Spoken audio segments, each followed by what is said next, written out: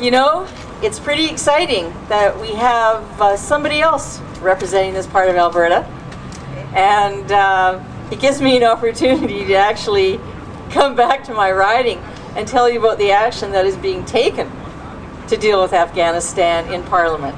It's a pretty refreshing change, if I don't say myself, and I'm delighted to tell you what's been going on in the Hill and what we've been doing on your behalf. I wanted to start by sharing a quote with you. I don't know if you heard, but the New Democrats had a major victory on Thursday in the House of Commons. We had tabled a motion to curtail the power of Stephen Harper to prorogue Parliament again, and our motion was that if the future Prime Minister chooses to prorogue for more than 7 days, they have to get the approval of the House. That motion passed 139 to 135. So it's going to be up to you, my constituents, to be holding that Prime Minister accountable. This is yet another motion, another decision of the elected people of Canada, the House of Commons. It's parliamentary supremacy in this country, so you all need to send him a reminder. It's time, Stephen Harper, to live up to the law. I'm happy also to share with you the actions that we're taking in regard to the detainees in Afghanistan.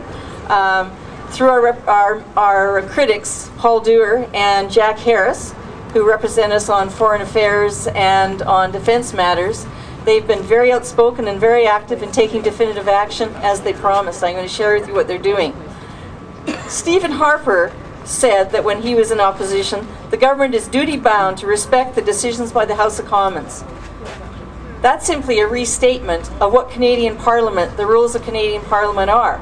And the rules of Canadian Parliament are, Parliament has supremacy. That's what our whole system is based on. That's why our soldiers are risking their lives in Afghanistan, to uphold the rule of law, the rules of democracy. And yet, what is Stephen Harper doing now that he's Prime Minister? Completely the opposite. As you know, we've been battling in the House to get Prime Minister Harper to finally release the unredacted documents which talk about what they've been doing with Afghan detainees that Canadian armed forces arrest and take, and getting nowhere. I mean, he derailed the Military Police Complaints Commission, treated them with complete disregard. He's leveled cheap shots at every senior diplomat that's come in to testify. Absolutely reprehensible the way he's treated Richard Colvin, who very bravely stepped forward and told the truth about what's going on in Afghanistan. Well, Stephen Harper moved in and prorogued. He shut down Parliament. He locked the doors of Parliament to the duly elected officials because there was too much heat on him to actually deal with this issue. And we're not lying down and letting him get away with that. So this week in Parliament, I'm delighted to say that Jack Harris has raised a matter of privilege with the Speaker. And the Speaker is going to have to make a ruling very quickly on his motion. And his motion essentially says that the special committee set up to deal with the detainees will come together and decide on the rules of how the members of that committee will review all of the information.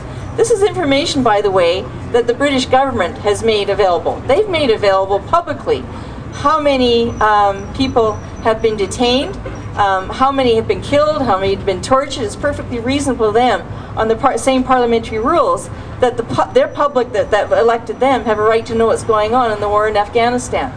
Well, Jack has filed this privilege, and the Speaker is going to have to rule on this. So I would encourage you to be writing to, you don't have to write to me because I'm fully supportive of it, but do CC me, and just demanding that all members of Parliament, particularly the Conservatives, are supportive of this. If if the Speaker rules, and so he should, that this committee has to be formed and they're given the right to review these documents, if the Prime Minister does not come forward and provide those documents, if the Minister of Foreign Affairs, if the Minister of Defence doesn't, they will be called in contempt of Parliament. And the next step would be that the Sergeant-at-Arms goes and seizes those documents. Now, what we're doing is we're taking every reasonable measure to allow the government to hand over these documents, which they're already required by motion of the House to pass over. This is going to be the first time in history where we're going to have to see documents from the government. So stay tuned. We're not letting this die. And why is this? It's not simply just the issue of the documents and the detainees. It's the whole matter of democracy. The Prime Minister is thumbing his nose at Canadian parliamentary democracy. This is why a lot of Edmontonians have given up their life or over there now. And so I really look forward to you giving us support to continuing, but that's not all we're doing. Last Monday, Wayne Marsden, he's our New Democrat human rights critic, he tabled a private member's bill, the Prevention of Torture Act.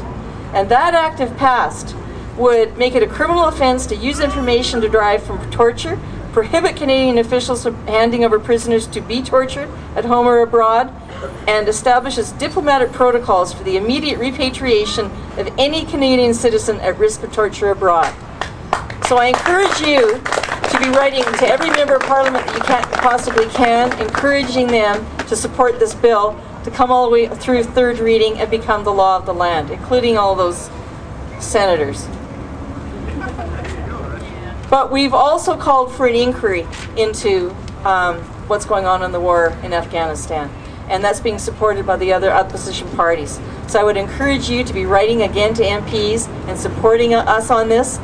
You know, this is our parliament, and let's not have what's happening to the erosion of democracy in Alberta also continue to happen at the federal level.